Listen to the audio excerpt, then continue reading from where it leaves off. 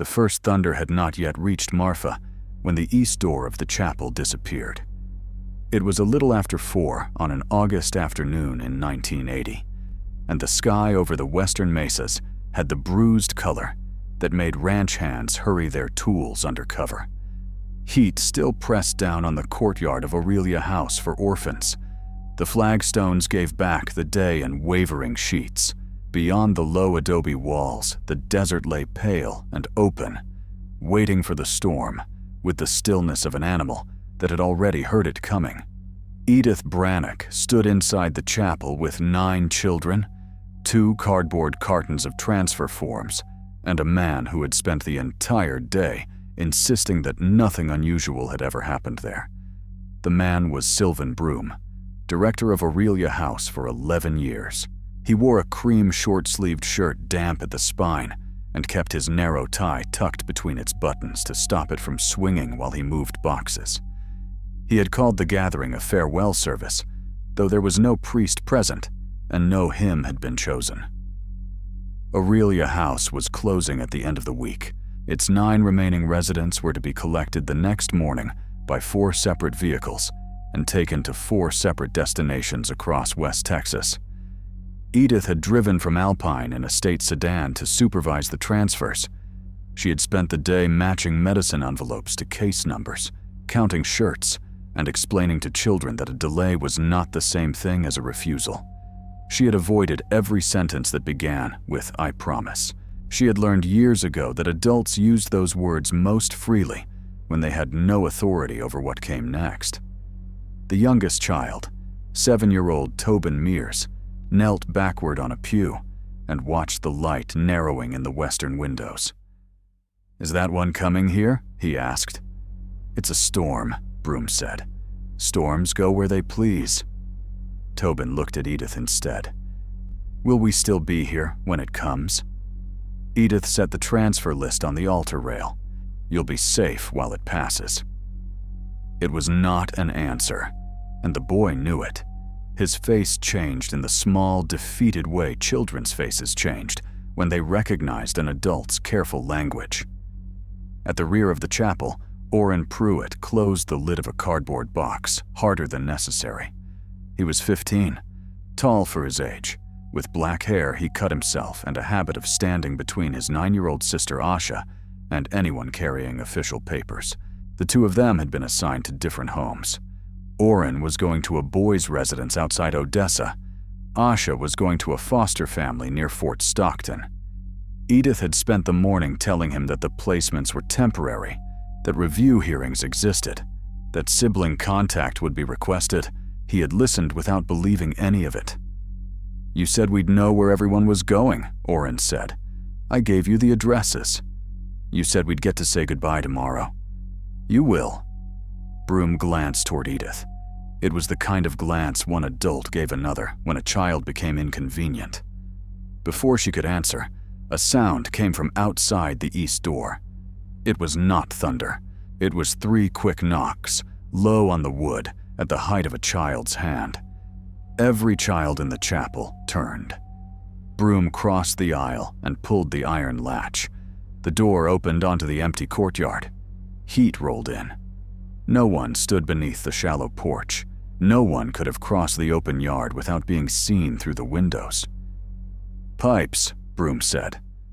"There are no pipes in that wall," said Odessa Finch from the doorway behind him. Odessa was the kitchen supervisor and the oldest employee at Aurelia House.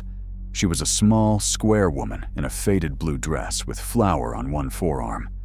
At 68, she moved carefully but never slowly.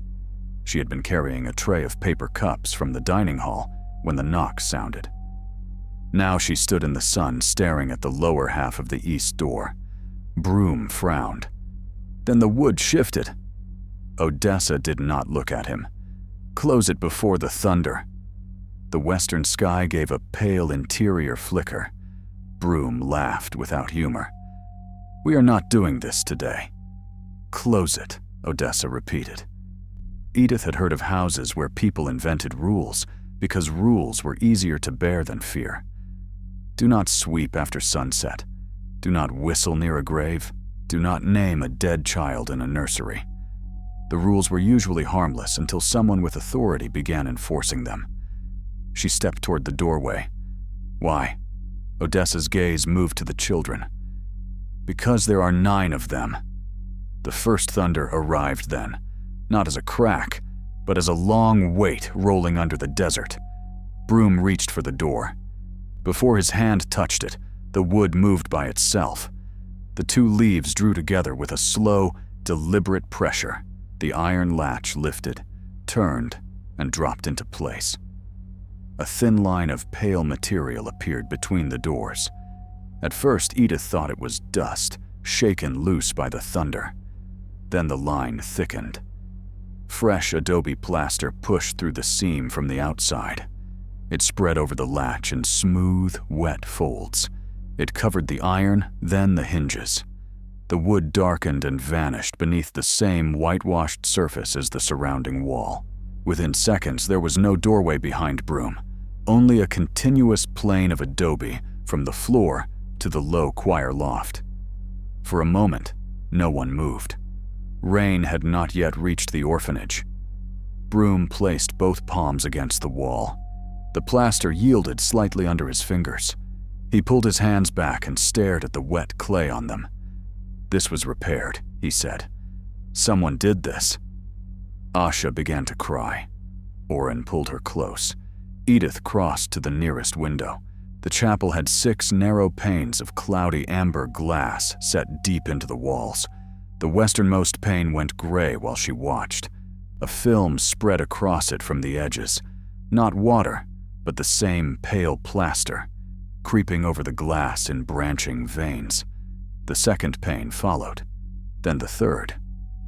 "Get away from the walls," Edith said.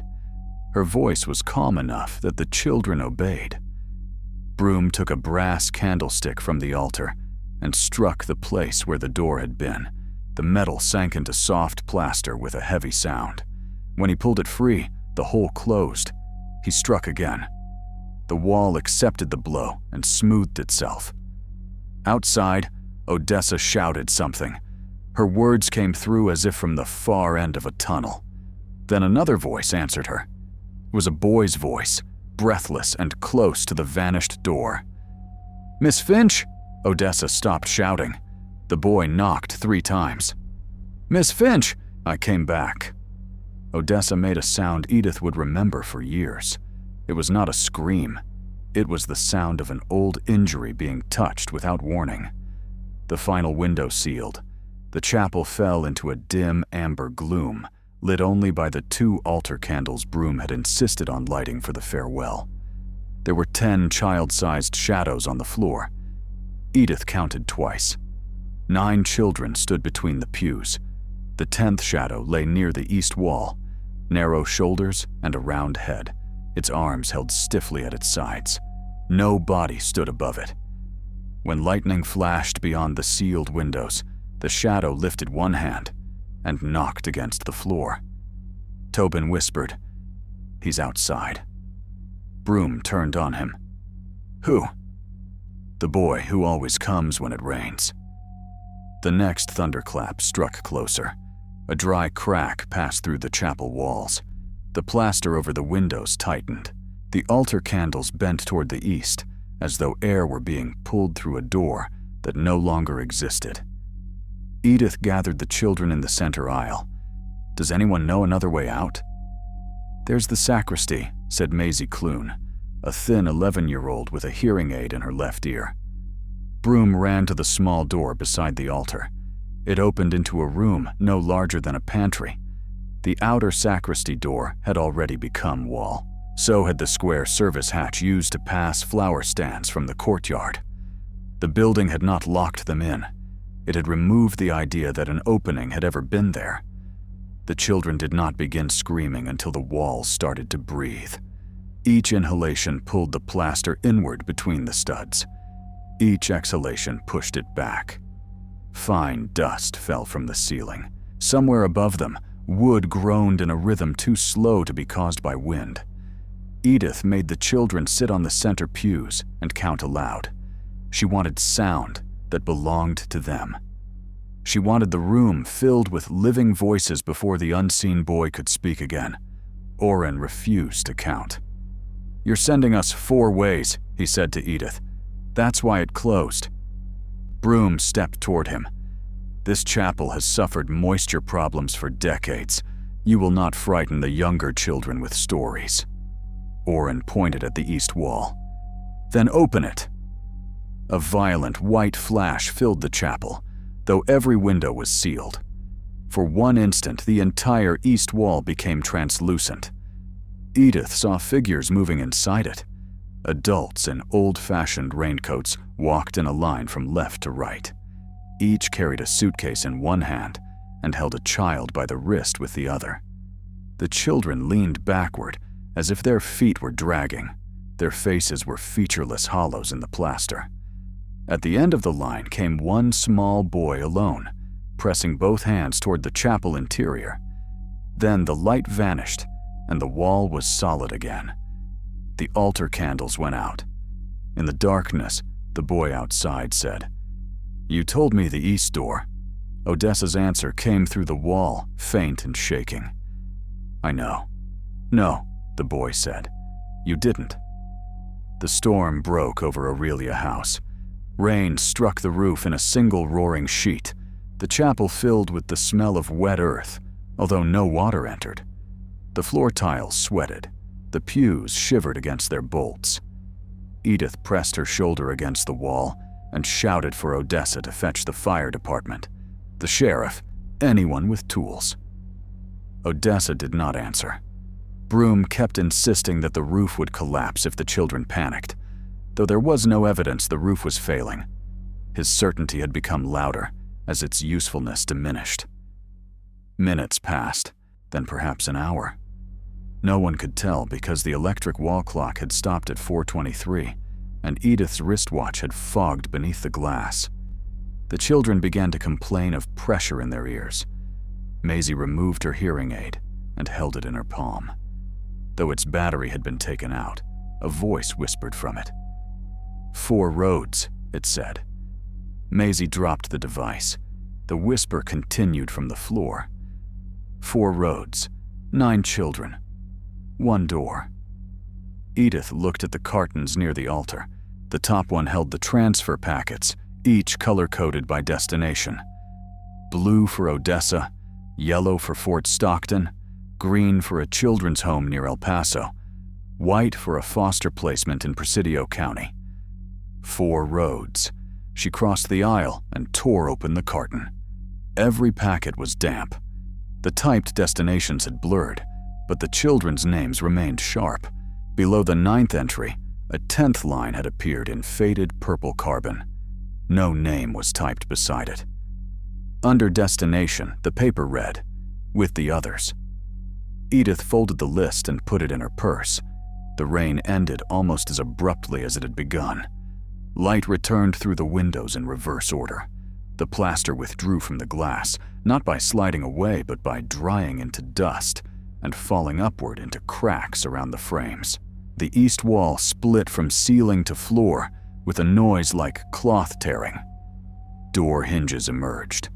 The iron latch rolled out of the plaster. The oak panels pushed inward.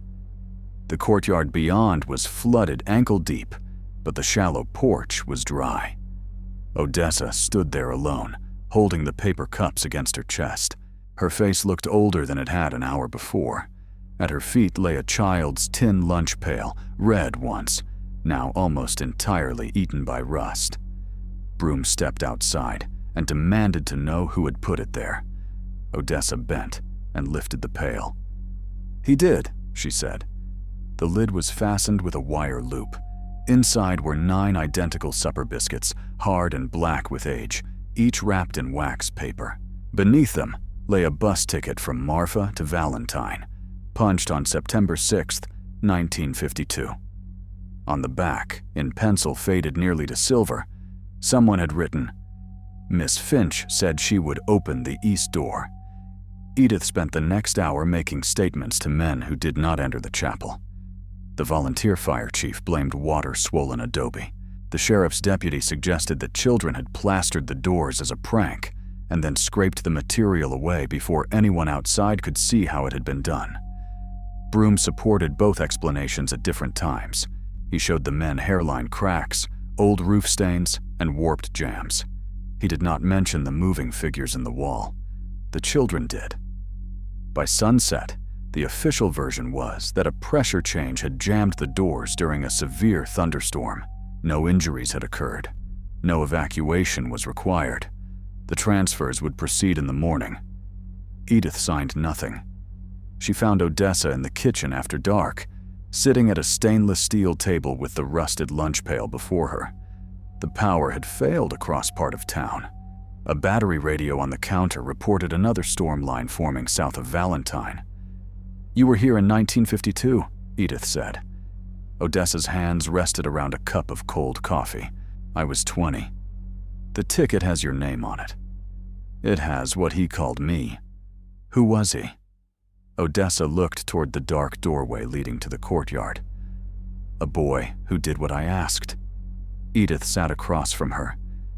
"Tell me what happened." Broom entered before Odessa could answer. He carried the transfer cartons in both arms. "They're leaving at 6, he said, "before the roads get worse. The orders say 8. I moved it up. You don't have the authority. The board does." Mason Fenn spoke to the regional office. Edith stood. "2 of those children are siblings assigned in opposite directions, which is why a quick departure is best. Long goodbyes invite scenes." The radio crackled. A distant male announcer described heavy lightning west of Marfa and possible hail. Odessa closed her eyes. Edith said, "No child enters that chapel again." Broom gave her a tired, contemptuous look. "On that at least we agree." From the courtyard came 3 low knocks, not on wood, on the outside wall of the kitchen. Odessa opened her eyes. "He won't use the same door twice," she said. By midnight, the second storm had not arrived, but Aurelia House had begun preparing for it. Hairline ridges of pale plaster appeared across the courtyard walls. They grew from the chapel in straight paths, crossed corners without breaking, and continued toward the dormitory doors. Wherever a ridge met an opening, it divided and traced the frame. Edith watched one line climb the screen door outside the girls' dormitory.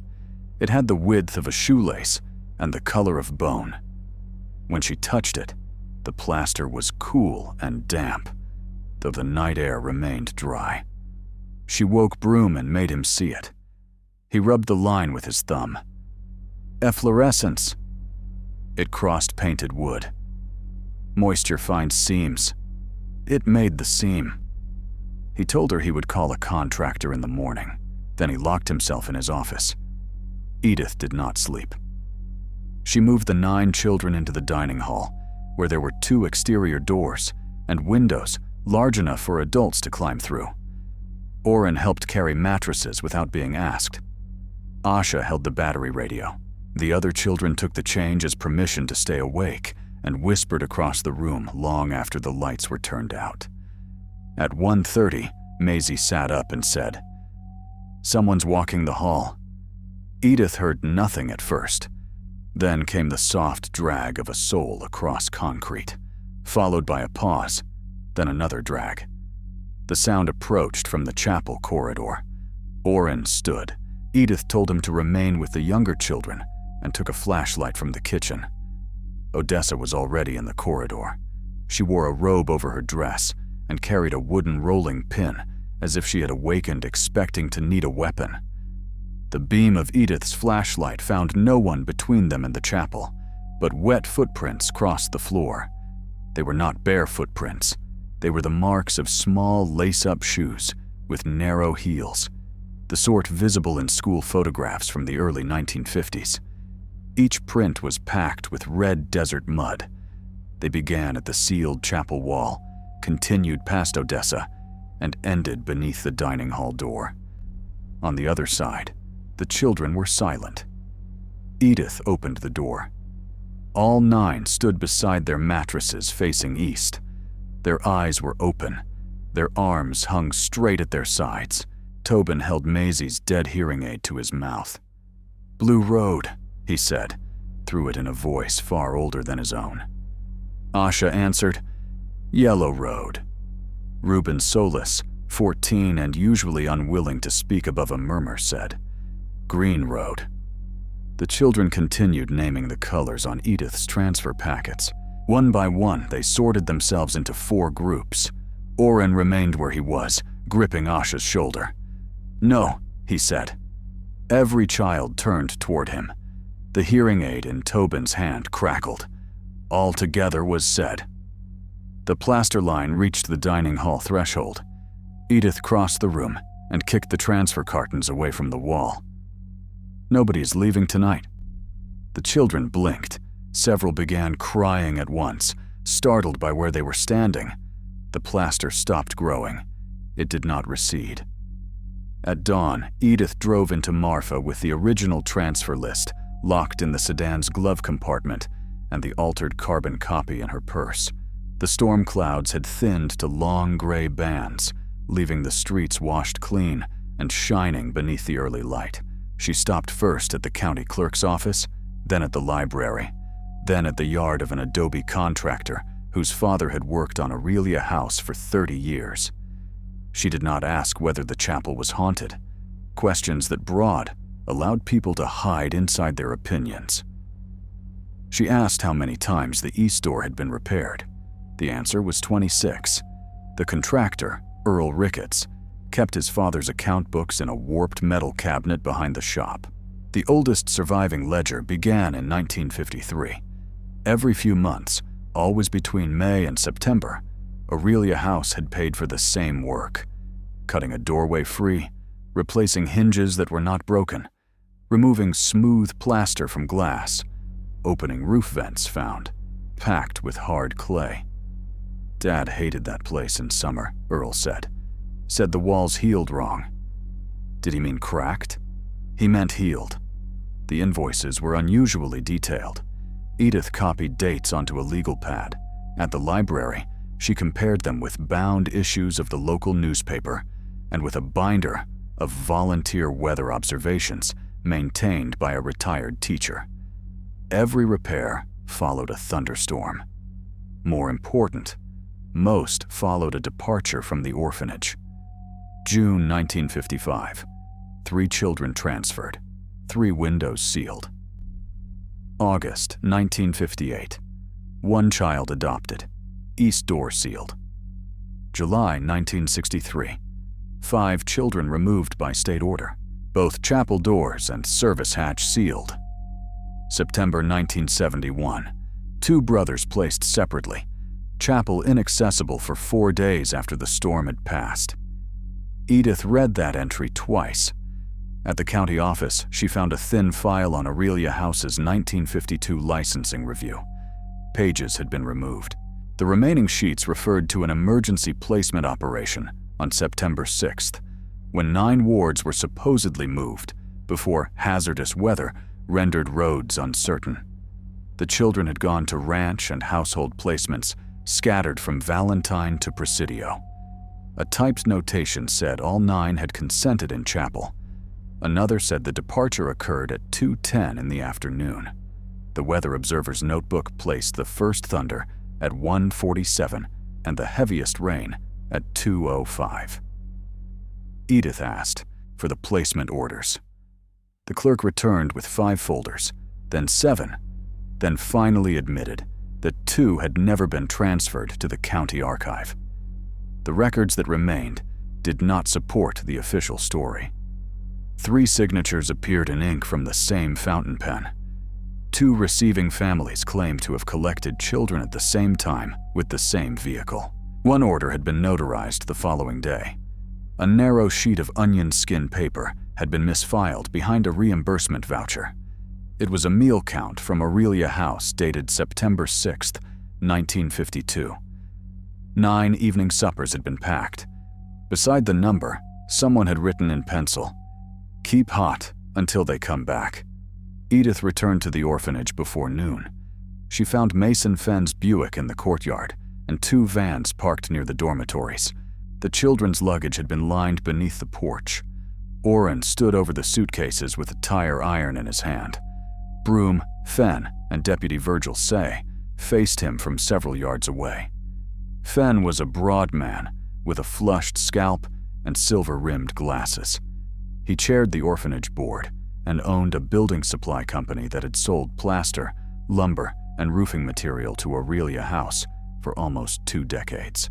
He spoke to Orrin in the soothing tone adults used when they had already decided a child's resistance was a symptom. "You're not protecting your sister by making this harder.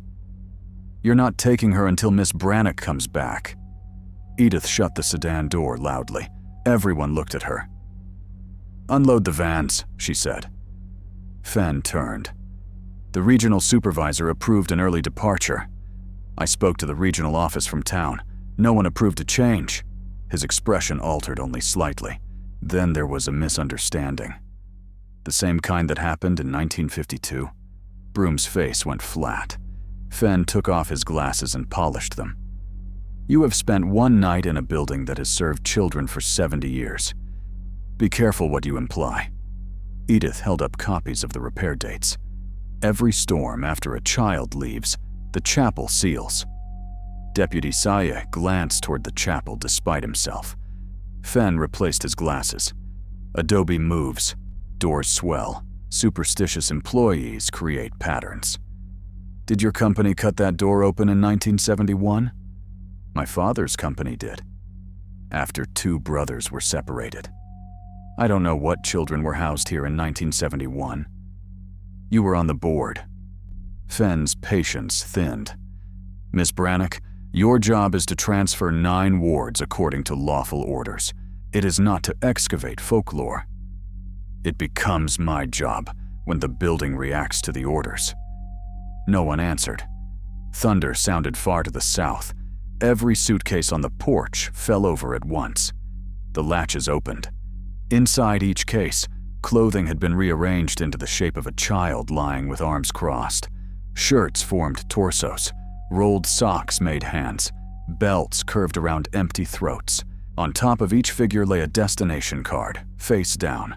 Tobin's suitcase contained a 10th card. With the others, Deputy Saye stepped backward. Fenn said, "Somebody did this." Orrin dropped the tire iron. "While we were all standing here?"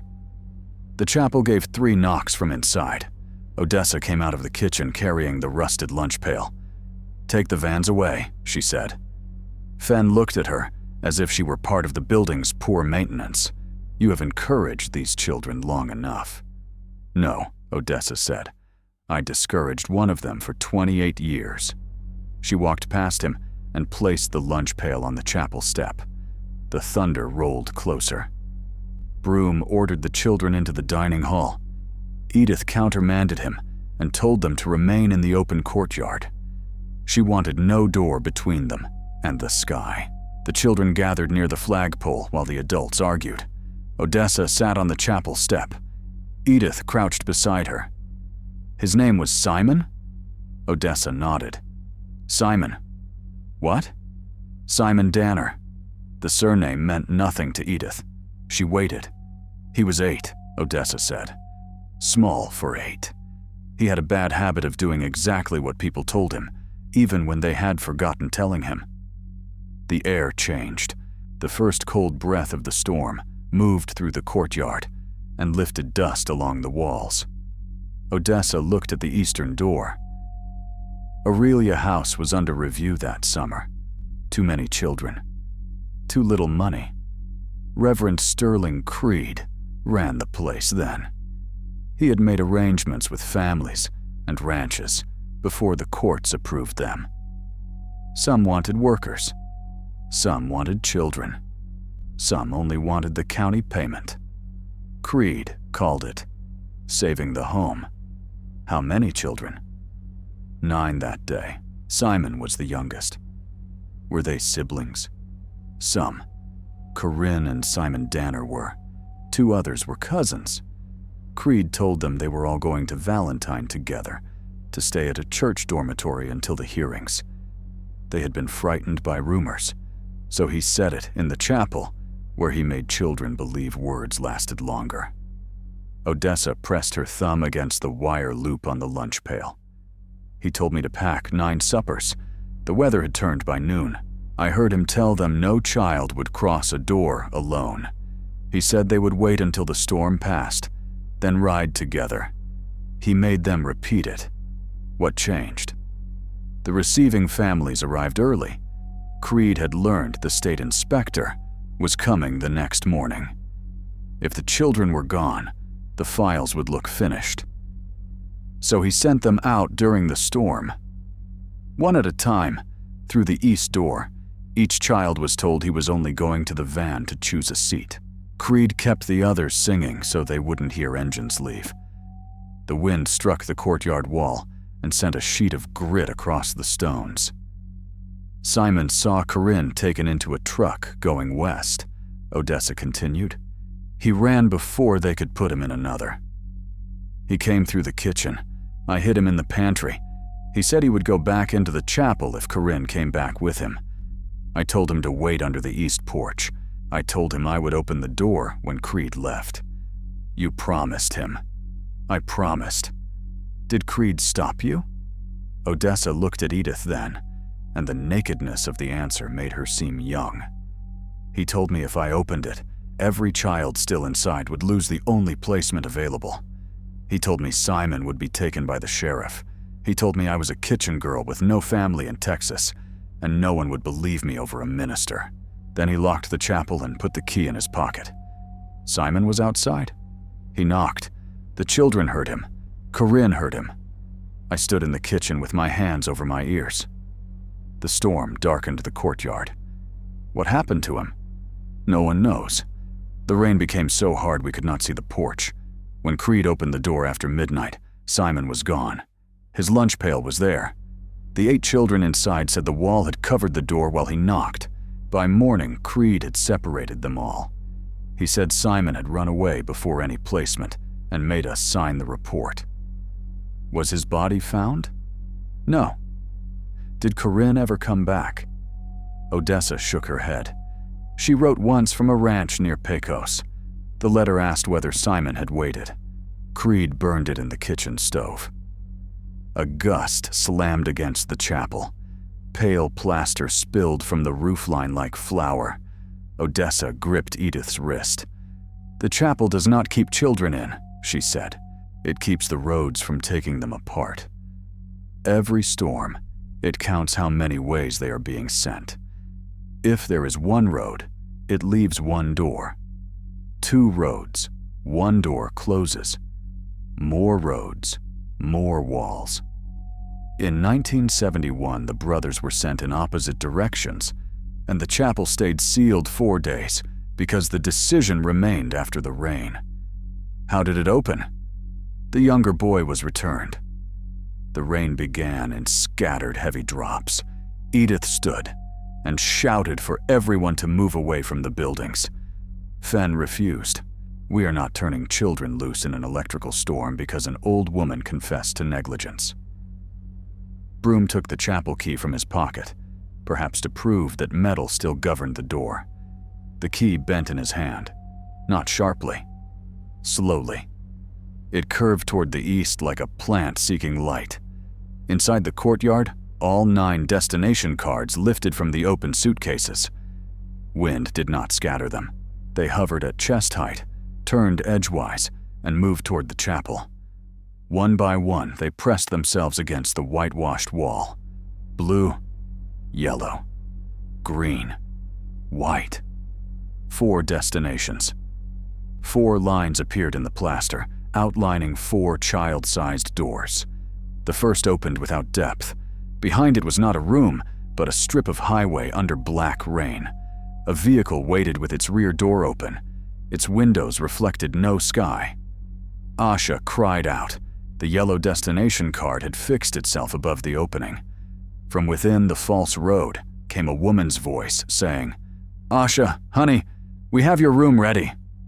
Oren seized his sister and pulled her back. The second false door opened, then the third. Edith saw Broom's shadow stretch across the courtyard against the direction of the light. It reached the green doorway and took the shape of a man holding a child's wrist.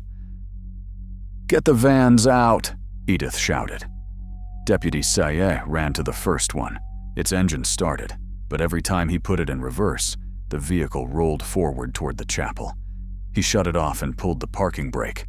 The tires continued turning slowly on the wet flagstones. Fenn backed toward his Buick. Odessa stood between him and the gate. "You signed separate orders for the Pruitt children." "I signed what the state prepared. You knew the rule. I knew a building had moisture damage." Lightning struck somewhere beyond the southern wall. The flash turned the courtyard white. For that instant, Edith saw the moving plaster procession again, no longer inside the chapel wall, but spread across the entire orphanage. Adult figures led children toward 4 different horizons. The adults had faces now. One was Broom. One was Fenn. One was Edith. Her plaster likeness held Tobin Mears by the wrist. The light vanished. The child-shaped false doors widened. Edith understood then that tearing forms would not be enough. The chapel was not reading paper. It was reading intention, the private root beneath every careful sentence. She turned to the children. "Nobody gets into a van," she said. Fenn shouted, "You cannot suspend 9 court orders in a courtyard." "I can suspend transport during an unsafe event." "That storm may last 20 minutes. Then we begin with 20 minutes. The false doorway marked blue narrowed by an inch. Edith looked at Oren. "I cannot promise you and Asha will never be separated. I don't control every court and every family. I can promise I will not put either of you in a vehicle today, and I can make that true." The yellow door shuddered. Oren studied her face. "Today only. Today only. Tomorrow, I fight about tomorrow."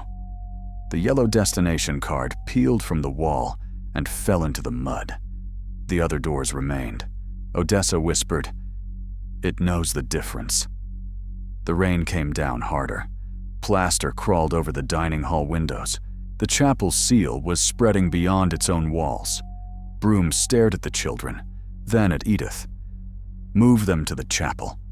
It is the strongest building." Odessa said, "That is what Creed said." But the wind tore a section of corrugated roofing from the boys' dormitory and sent it skidding across the courtyard. Hail began striking the open ground. There was no safe shelter that did not have a door. Edith looked at the chapel. The true east door remained visible between the 4 false ones. Its iron latch had emerged from the wall. 3 low knocks sounded from the other side.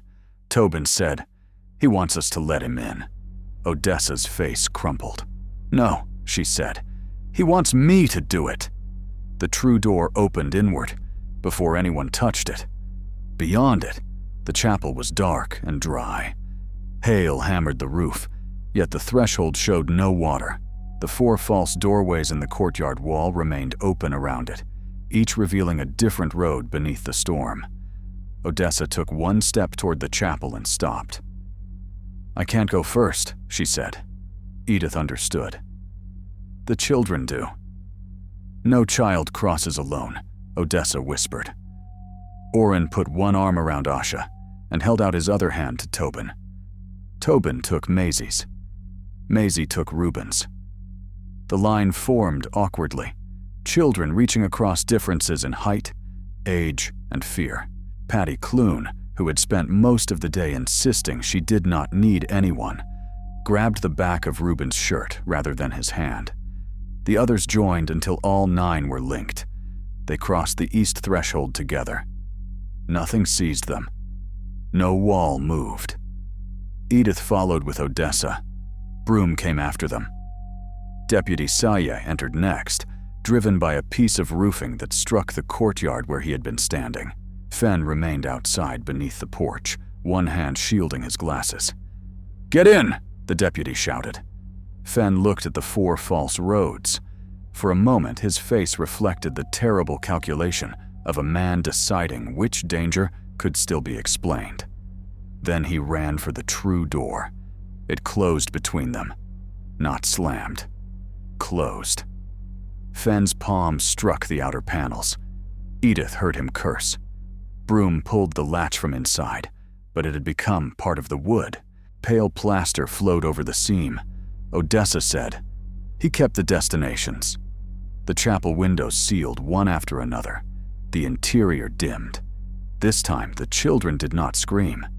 They had seen the walls do it once, and knew fear would not change the count. Outside, Fenn shouted for the deputy to break the door. Saye drew his revolver, then seemed ashamed of the uselessness of it. He holstered the weapon and took the iron fire bar from beside the sacristy. "Don't strike the wall," Odessa said. "Why?" "It adds what you give it." He struck anyway. The bar buried itself halfway into the plaster. A second layer grew over it, smooth and immediate, leaving only the curved handle visible. At the same moment, the air in the chapel became thinner. Tobin coughed. Maisie's hearing aid squealed on the floor, though no battery was inside it. Saye let go. Odessa placed a palm against the new wall. Every time they tried to force it in 1952, the room got smaller. Edith looked around. The chapel was smaller. The rear pew now stood less than a foot from the west wall. The center aisle had shortened. The altar seemed closer, though none of them had seen it move. "Everyone in the middle," Edith ordered. "No more tools." Broom began to pray. It was not a formal prayer. It was a frantic sequence of phrases about protection, mercy, and deliverance. With each promise of safety, the walls moved inward another fraction. "Stop," Edith said. He continued, "We will be preserved from harm." The plaster tightened around the iron fire bar with a crunch. "Stop promising what you don't know." Broom's mouth remained open, but his next word did not come from him. It came from the east wall in a deeper voice. "No child will cross alone." Broom clutched his throat. The wall spoke again through his stolen voice. All 9 together. A strip of plaster peeled from the ceiling and descended between the pews. It broadened as it fell, thin as fabric but rigid at the edges. When it touched the floor, it became a standing wall dividing Oren from Asha. Oren lunged before it closed. His fingers caught his sister's, but the plaster rose between their wrists. It did not cut them. It simply continued through the space their arms occupied, forcing them apart without leaving a mark. Other partitions descended. The chapel was dividing itself into narrow lanes, one for each destination. Edith pulled Tobin beneath the first falling sheet, then stopped herself. Her plaster likeness on the courtyard wall had held him by the wrist. The building had shown her exactly what it expected adults to do. She released him. "Choose where you stand," she said. Tobin stared at the descending partitions. "With Maisie." "Then go to Maisie." He crawled beneath the edge before it reached the floor. The plaster bent around him and split, leaving the 2 children in the same lane. Reuben chose Oren. Patty chose Asha. The others moved according to loyalties the files had never recorded. Each choice forced the partitions to alter. Some cracked. Some joined. Within seconds, the intended 4 lanes had become a tangled arrangement the chapel could not make correspond to the transfer orders. From outside came Fenn's voice. "Sylvan, tell Brannock the orders stand. Tell her the vans leave when this passes." One of the plaster walls straightened. Broom looked toward Edith. His face was gray. "You knew," she said. He shook his head. "You moved the departure to 6 because storms usually come in the afternoon. I wanted them gone before there was trouble. You knew what kind of trouble. My first summer here, the chapel sealed for 3 hours. Mason's father cut it open after the weather cleared. They told me it was an old defect. You kept records, repair records. And in 1971, Broom glanced at Oren and Asha.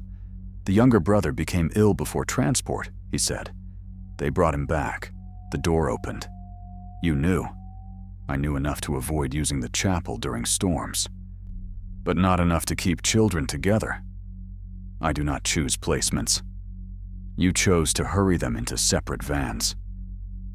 The wall repeated his earlier sentence in Reverend Creed's voice. "Long goodbyes. Invite scenes." The plaster figures emerged.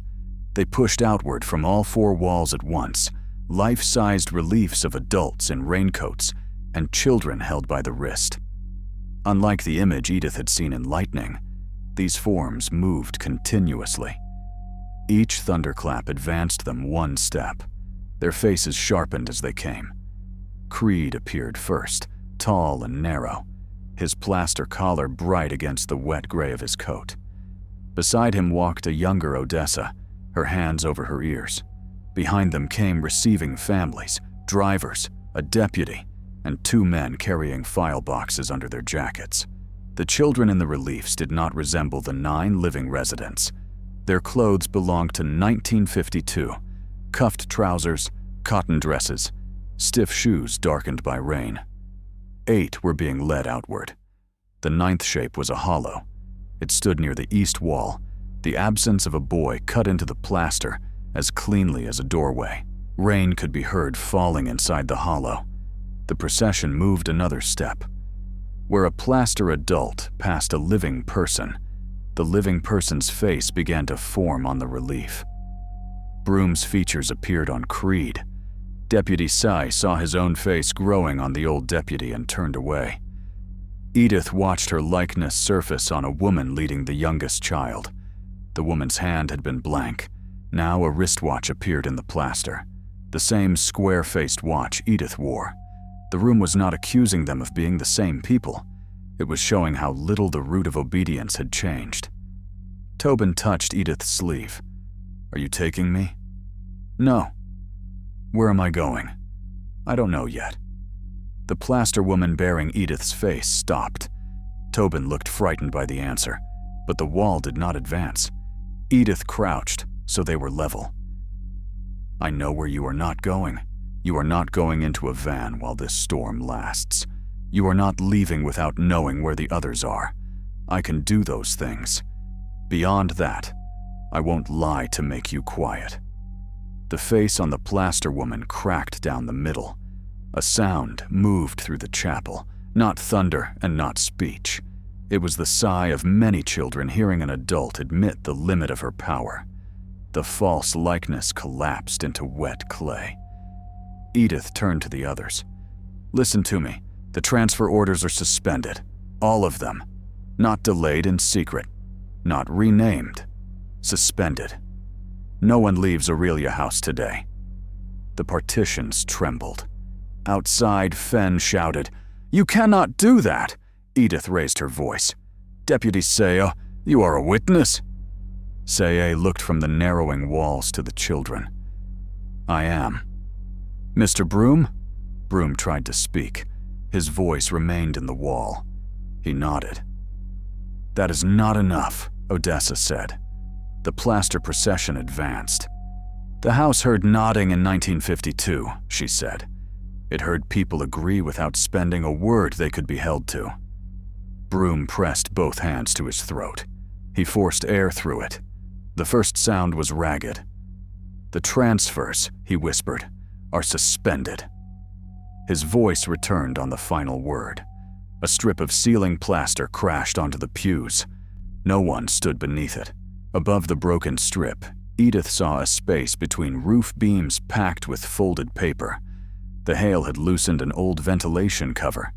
Water began dripping through, carrying scraps down with it. Oren caught one. It was a destination tag, not a name tag. Each scrap listed a place: Bar C Ranch, Valentine, Loma House, Presidio, Dry Wells Farm, Pecos County, private household, unrecorded. The paper was stiff with old varnish. Red pencil numbers had been written in the corners, 1 through 9. Odessa stared upward. "Creed hid them in the roof." "Why?" Edith asked. He told the inspector the tags had been destroyed because the children chose not to use them. More tags fell. Some were blank. Some contained amounts of money beside the destinations. The original transaction had been above the altar for 28 years, soaked and dried by every storm, while the orphanage called the ceiling a defect. Fenn's fist struck the outer door. "Those are private placement records?" Deputy Say looked at the wall, as if he could see the board chairman through it. "How do you know what they are?" Silence outside. Then Fenn said, "My father told me." The plaster adult with the old deputy's body took another step. Fenn's face appeared on the figure carrying the file boxes. The storm found a deeper voice. The entire chapel shook. The child-shaped hollow in the east wall filled with darkness. 3 knocks came from inside it. Odessa stood. Edith caught her arm. "What happens if you open it?" "I never did. That doesn't answer me. It is the only answer I have." Odessa moved toward the hollow. The plaster procession turned its heads to follow her. At the edge of the darkness, she knelt. Rain blew from the hollow into the chapel, cold enough to make the altar candles flare blue, although they hadn't been relit. "Simon," she said. The unseen boy breathed on the other side. Odessa's hands shook. "I heard you." A small palm pressed out of the darkness. It was made of compacted red mud, threaded with rainwater, but the fingers moved. Odessa reached for it. The moment their hands touched, the chapel changed. The floor tiles split into 9 long cracks, running from the altar to the east wall. Each crack opened on a road at night. Edith saw vehicles moving through rain, children seated alone, adults staring forward. The roads crossed beneath the chapel like veins. The plaster relief stepped off the walls. They were no longer shallow forms. They stood among the pews, colorless and dripping. Adult faces, fixed in expressions of practical concern. Each reached for one of the living children. Oren struck the arm reaching for Asha. His fist passed through wet plaster and came out coated to the elbow. The figure did not turn. It closed its hand around Asha's wrist. She screamed. Edith grabbed the figure's shoulders. The plaster was cold and dense, heavier than flesh. She remembered Odessa's warning. No child could be carried through the curse. The old adults had all held wrists. They had treated fear as resistance, and resistance as permission to use force. "Ask her," Edith shouted. Oren stared at her. "Ask where she chooses." He understood. "Asha, where do you want to stand?" "With you." "Then come here." Asha pulled backward. The plaster hand tightened. Broom stepped between them and the false adult. "You have no authority over her." The figure turned its blank face toward him. Broom's own face appeared upon it. He did not retreat. "Neither do I," he said. "Not now." The plaster hand opened. Asha ran to Oren. Across the chapel, children called to one another. Maisie chose Patty. Reuben chose Tobin. Wesley Harpin, who had expected to go alone to El Paso and had told everyone he preferred it, began sobbing and chose the whole group. Each spoken choice closed one of the roads beneath the floor. The false adults lost features. Their arms softened. Yet the figure with Fenn's face remained solid.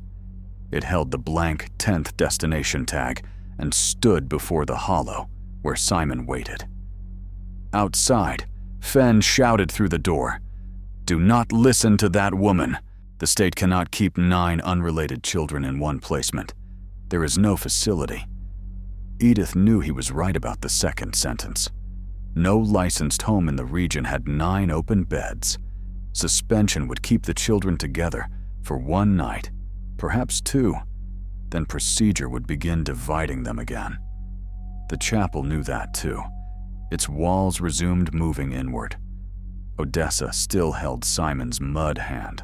He needs a road that comes back. Edith looked at the dining arrangements, the mattresses, the low buildings around the courtyard. Aurelia House was closing because its license expired Friday, not because the roof had fallen. It still had beds. It still had a kitchen. It still had staff for 4 more days. "Tomorrow," she said slowly. "All 9 stay here." The walls paused. "After Friday?" Orrin asked. Edith did not answer at once. The relief with her face began forming again. She forced herself to remain honest. "I need a place. I don't have one yet." The wall advanced. Deputy Saya said, "The county exhibition hall." Everyone looked at him. "It has showers," he said. "Use them for the stock show. The Red Cross cots are stored at the firehouse." "That is not a licensed childcare facility," Broom said. "No," Sage replied. "It is a building with one door, big enough for all 9 to walk through." "Meals?" Edith asked. Odessa said, "I can cook there." "Supervision?" Broom looked around the collapsing chapel. His face held shame, fear, and the first traces of a decision that might cost him something. "I will remain responsible until the emergency review," he said. "Your board can remove you." "Then say it before they do." Edith turned toward the east wall. All 9 children remained together at Aurelia House through Friday. On Friday, they moved together to the county exhibition hall under emergency protective supervision. No individual vehicle leaves before the group vehicle. No child is carried across a threshold. Sibling placements are stayed pending review. The reliefs shuddered. Fenn pounded on the door. "I forbid it!" Deputy Saya faced the wall. "Mason Fenn, this is Deputy Virgil Saya. I have heard the emergency declaration. I will prevent removal." Broom said, "I will sign it." Orrin looked at Edith. "And tomorrow you fight about after that?" "Yes." "You promise?" The word moved through the chapel like a draft. Every plaster figure turned. Edith felt the trap in it. A large promise would soothe him. A large promise would also become another sealed door. "I promise to file the sibling stay before noon tomorrow," she said. "I promise to give you a copy. I promise not to tell you the court agreed until it does." Orrin considered this. "All right," he said. The figure bearing Edith's face broke apart at the knees. The others followed. Wet plaster collapsed across the aisle, but it did not splash. It folded in upon itself, each false adult becoming a flat destination tag on the floor. The tags curled black and dissolved. Only the hollow remained. Simon's hand tightened around Odessa's. The boy stepped through. He was 8 years old, and had been 8 years old for 28 summers. Rain streamed from his hair without wetting his face. His shirt clung to a narrow chest. One shoelace was broken. He carried no luggage. His features were not decayed or wounded. That made him worse to see. He looked like a child who had arrived several minutes late and expected to be scolded. Odessa wept without covering her face. "I was there," she said. "I heard every knock." Simon looked past her at the 9 children gathered between the pews. "Did Corinne leave?" he asked. Odessa's answer nearly failed. "Yes." "Did she know I came back?" "No." The chapel groaned. Odessa closed both hands around his. "I should have opened it. Creed frightened me, and I let fear dress itself as obedience. I told myself I was protecting the children inside. I was protecting my place in the kitchen. You came back because I told you to. I did not open the east door." Simon listened with the grave attention of a child receiving instructions. "Open it now," he said. Behind him was not the courtyard. It was the storm of 1952. Edith saw old automobiles with headlights dimmed by rain. Adults hurried children between them. Reverend Creed stood beneath the porch, one hand on Corinne Danner's shoulder. The girl twisted toward the chapel, shouting her brother's name, but thunder swallowed it. Young Odessa stood behind the kitchen screen, with both hands pressed to her ears. The past had not replaced the chapel. It occupied the doorway, waiting for one action to change. Odessa pushed herself upright. The east door existed again inside the darkness. It was the old door, paint blistered, latch bright from use. A heavy iron bolt lay across it. Odessa lifted the bolt. The effort bent her body. Edith moved to help, but Odessa shook her head. "My hand closed it," she said. "My hand opens it." The bolt rose. Outside the chapel, something struck the modern door. Fenn shouted. The storm pulled at every seam in the walls. The plaster tried to cover Odessa's fingers. She continued lifting until the bolt cleared its brackets. She opened the door. The 1952 rain entered first. Then came the sound of 8 children inside the old chapel crying Simon's name. Their voices passed through the modern children like a cold wind. Simon turned toward them. Corinne Danner appeared among the plaster shadows near the altar. She was 12, wearing a rain-dark dress and holding the strap of a suitcase. She did not look like a ghost. She looked like memory forced to stand where everyone could see it. Simon smiled. Corinne held out her hand. He did not take it. He looked at Odessa. "You said the east door." Odessa nodded. Together they walked through it. For one heartbeat, Edith saw the courtyard of 1952 and the courtyard of 1980 occupying the same square of rain. Young Odessa remained behind the kitchen screen. Old Odessa stepped across the chapel threshold beside Simon. The older woman reached through the years and pulled her younger hands away from her ears. The image broke in a flash of white light. The chapel doors burst open. Real rain blew across the floor. The adobe seals dropped from the windows in heavy slabs. The walls sprang back to their proper distances. Air rushed into the room so sharply that everyone gasped. Fenn stood on the porch, drenched and bleeding from a small cut over one eyebrow. Behind him, both vans had rolled against the outer wall and stopped without damage. The 4 false roads were gone. Odessa stood in the courtyard alone. Simon was nowhere visible. In her hands, she held the rusted lunch pail. Its lid had opened. The 9 black biscuits were gone. Fresh bread filled it instead, still warm enough to steam in the rain. No one spoke until Asha walked outside. Orrin followed. Then Tobin, Maisie, Reuben, Patty, Wesley, and the others. They crossed together, not holding hands this time because they did not need to be arranged by an adult.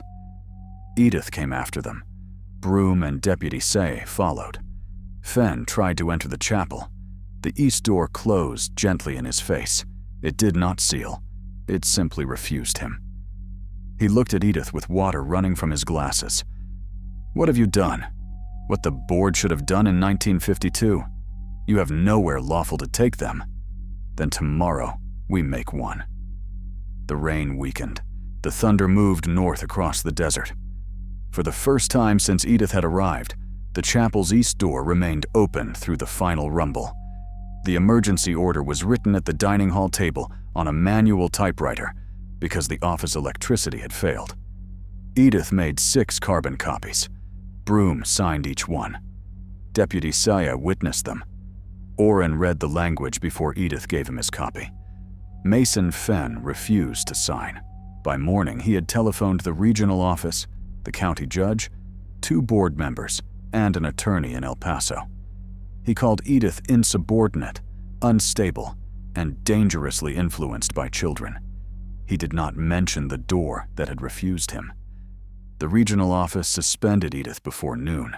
By then, the 9 children were eating breakfast together, and the sibling stay had been filed with the district court. The storm uncovered more than the placement tags.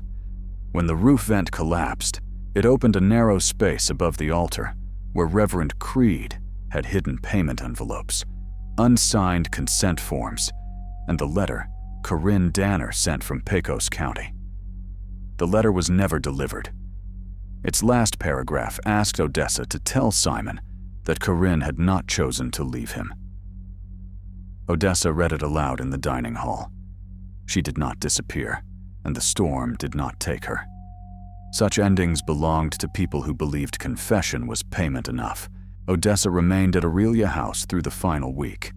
She cooked at the county exhibition hall for the next 3 months.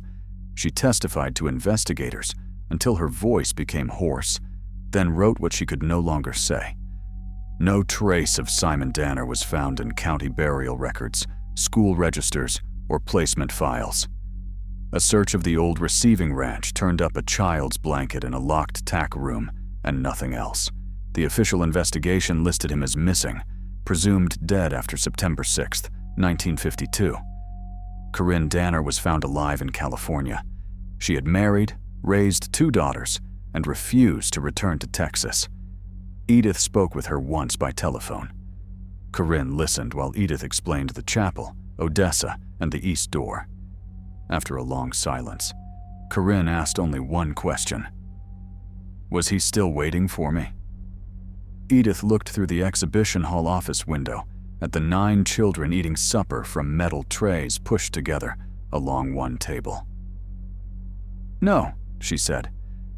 He came back for the door. The board of Aurelia House dissolved before winter. Mason Fenn resigned after invoices showed that his family's company had billed the orphanage for opening the same supernatural seals while concealing their connection to child transfers. Sylvan Broom lost his position but avoided prosecution. He spent the following year helping investigators reconstruct the placement routes and learned, too late to preserve his reputation, the difference between cooperating after exposure and objecting before harm. Deputy Say became an unlikely guardian of the emergency shelter. He slept in a folding chair beside the exhibition hall's main entrance for 12 nights, not because he believed the chapel would follow them, but because several adults still arrived with papers and assumed paper entitled them to take a child alone. Edith's suspension became dismissal. The letter cited failure to follow authorized transport plans, improper emergency placement, and statements likely to cause public alarm. She kept it in the same folder as the carbon copy that read, "With the others." 3 months later, the county contracted with a new group residence in a converted railroad boarding house at the edge of town. It was not permanent. Nothing involving 9 growing children could be. Orrin and Asha remained together. The others moved gradually, with hearings, truthful destinations, and visits arranged before departures rather than promised afterward. No child left during a storm. Edith found work coordinating attendance for the county schools. She continued appearing at placement reviews without being invited. Orrin once told her that she had become the kind of adult who made trouble in rooms where trouble had already been hidden. She took it as praise. Aurelia House stood empty for 6 years. The chapel did not seal again. Contractors removed the damaged roof, stripped paint from the east door, and found 9 shallow handprints in the original adobe beneath the whitewash. 8 faced outward. The 9th faced inward. No one could determine whether the prints had been made by children in 1952 or by wet plaster during the final storm. Odessa refused to speculate. She said only that Simon had knocked with the hand that faced inward.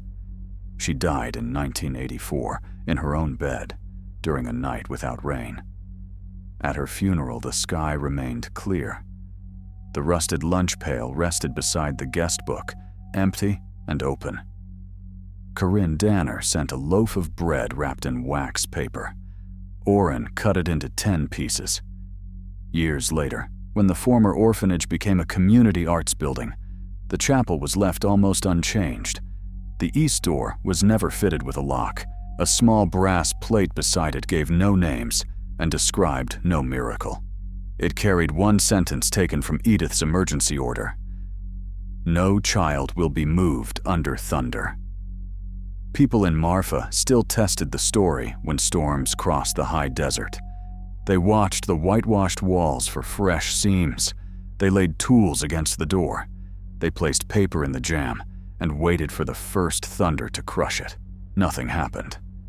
But the chapel kept one habit. During every storm, the east door opened by itself. Rain swept across the courtyard and stopped at the threshold as if held by glass. Lightning filled the empty room. For an instant, 10 child-sized shadows appeared between the pews. 9 moved outward.